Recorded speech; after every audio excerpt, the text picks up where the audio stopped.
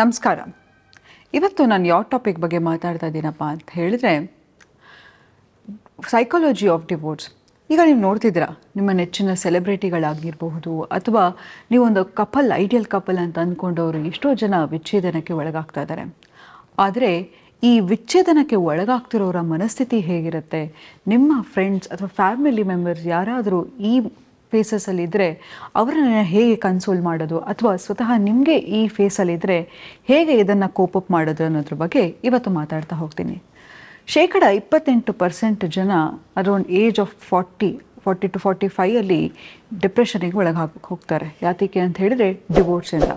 ನೋಡಿ, ನಾವು ಎಷ್ಟೋ ಸತಿ ಬ್ರೇಕಪ್ ಬಗ್ಗೆ ಮಾತಾಡಿದ್ದೀವಿ, ಆದರೆ ಈ ಡಿವೋರ್ಸ್ ಆಗೋದು ಮಚ್ ಮೋರ್ ಇಂಟೆನ್ಸ್ ಎಮೋಷನ್ ಆಗಿರುತ್ತೆ. ಯಾಕಪ್ಪ ಅಂತ ಹೇಳಿದರೆ ಇಲ್ಲಿ ಫ್ಯಾಮಿಲಿ ಇನ್ವಾಲ್ವ್ಮೆಂಟ್ ಇರುತ್ತೆ. ಹಲವಾರು ಕಾರಣಕ್ಕೆ ಒಂದು ದಂಪತಿಗಳು ವಿಚ್ಛೇದನ ತಗೋತಾ ಇದ್ದಾರೆ ಅಂತ ಹೇಳಿದರೆ ಆ ಗಂಡ ಹೆಂಡತಿಗೆ ಗೊತ್ತಿರುತ್ತೆ. ಆಚೆ ನೋಡೋರಿಗೆ ನಮಗೆ ಎಷ್ಟೊಂದು ರೀಸನ್ ಕಾಣಿಸುತ್ತೆ, ಆದರೆ ಕೋರ್ ರೀಸನ್ ಆ ಗಂಡ ಹೆಂಡತಿಗೆ ಗೊತ್ತಾಗಿರುತ್ತೆ. ಎಷ್ಟರ ಮಟ್ಟಿಗೆ ಒಂದೇ ಮನೇಲಿ ಇರ್ತಾರೆ, ಒಬ್ರಿಗೊಬ್ರು ಮಾತಾಡ್ತಾ ಇರಲ್ಲ. ಯಾಕಂತ ಹೇಳಿದ್ರೆ ನೋಡಿ, ಹೇಳ್ತಾರೆ it is better to be alone than being lonely ಅಂತ.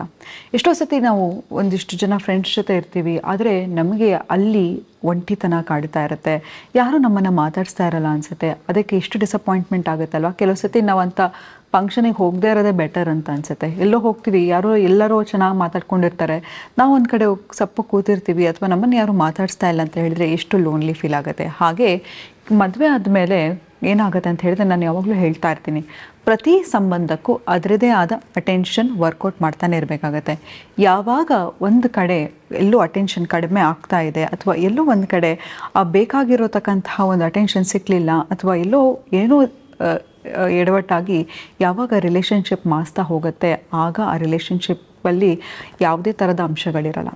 ಆದರೆ ಮುಖ್ಯವಾಗಿ ಯಾವ ರೀಸನಿಗಾಗಿ ಡಿವೋರ್ಸ್ ಆಗ್ತಿರ್ತಾರೆ ಅಂತ ಹೇಳಿದರೆ, ಒಂದು ಫ್ಯಾಮಿಲಿ ಇನ್ವಾಲ್ವ್ಮೆಂಟ್ ಇರುತ್ತೆ.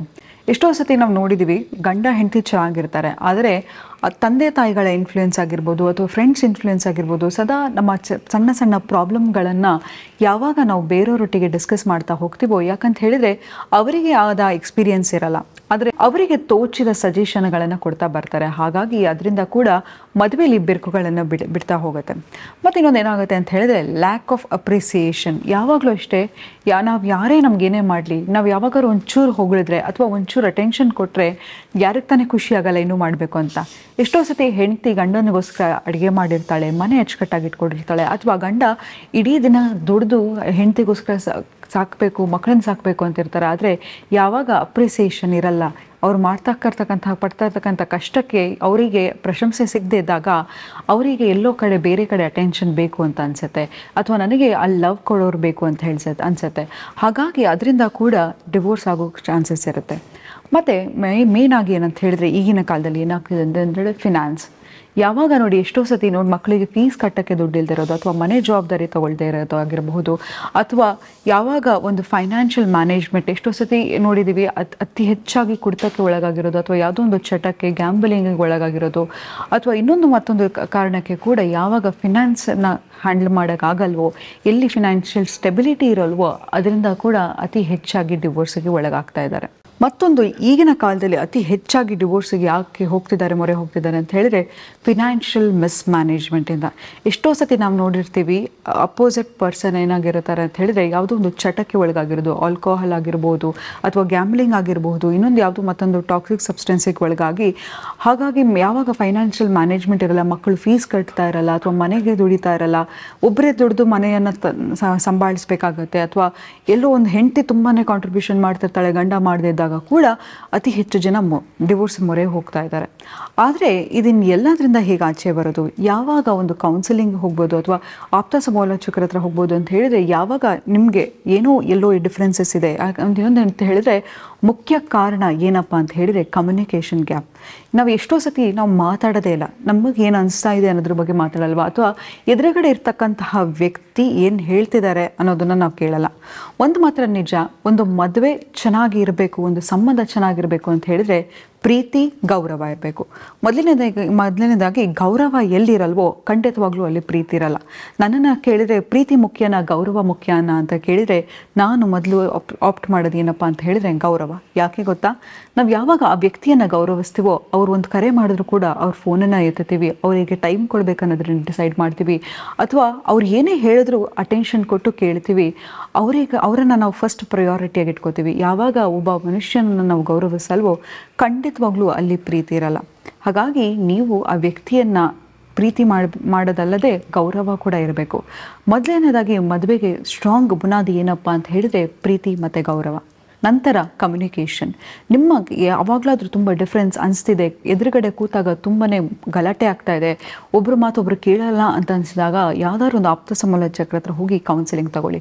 ಅದಾದಮೇಲೆ ಕೂಡ ನಿಮಗೆ ಆ ವ್ಯಕ್ತಿಯನ್ನು ವಿತ್ ಸ್ಟ್ಯಾಂಡ್ ಮಾಡೋಕ್ಕೆ ಸಾಧ್ಯನೇ ಇಲ್ಲ ಅಂತಂದಾಗ ಒಂದು ಕೂತ್ಕೊಂಡು ನೀವೇ ಅನಲೈಸ್ ಮಾಡ್ಕೊಳ್ಳಿ. ಯಾಕೆ ನನಗೆ ಈ ಲೈಫಲ್ಲಿ ಈ ವ್ಯಕ್ತಿ ಬೇಡ ಅಂತ ಹೇಳಿ ಒಂದು ಲಿಸ್ಟ್ ಮಾಡಿ ಬರೀರಿ, ಅಥವಾ ಈ ವ್ಯಕ್ತಿ ಯಾಕೆ ಬೇಕು ಅನ್ನೋದನ್ನು ಬರೀತಾ ಹೋಗಿ.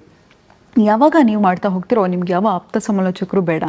ನಿಮಗೆ ಆ ವ್ಯಕ್ತಿಯಲ್ಲಿ ಇಷ್ಟ ಆಗ್ತಕ್ಕಂಥ ಕ್ಯಾರೆಕ್ಟರ್ಗಳಾಗಿರ್ಬೋದು, ಅಥವಾ ವ್ಯಕ್ತಿಯಲ್ಲಿ ಇಷ್ಟ ಆಗದೇ ಇರೋಂಥ ಕ್ಯಾರೆಕ್ಟರ್ಗಳನ್ನಾಗಿರ್ಬೋದು, ಇಷ್ಟ ಆಗೋ ಕ್ಯಾರೆಕ್ಟರ್ಗಳನ್ನು ನಾವು ದಿನ ಓದ್ತಾ ಹೋಗಿ, ಅದು ಇನ್ನೂ ಹೆಚ್ಚಾಗುತ್ತಾ ನೋಡ್ತಾ ಹೋಗಿ.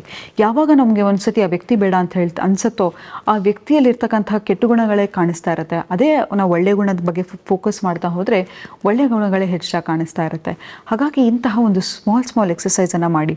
ಮತ್ತು ಇನ್ನೊಂದೇನಪ್ಪ ಅಂತ ಹೇಳಿದ್ರೆ, ಯಾವತ್ತೇ ಆಗಲಿ ನಿಮ್ಮ ಫ್ರೆಂಡ್ಸ್ ಆಗಿರಲಿ, ಫ್ಯಾಮಿಲಿ ಆಗಿರಲಿ, ಡಿವೋರ್ಸ್ ಮೊರೆ ಹೋಗ್ತಿದ್ದಾರೆ ಅಂತ ಹೇಳಿದರೆ ಅವರ ಲೈಫನ್ನು ಅವ್ರ ಪಾಡಿಗೆ ಬಿಟ್ಬಿಡಿ.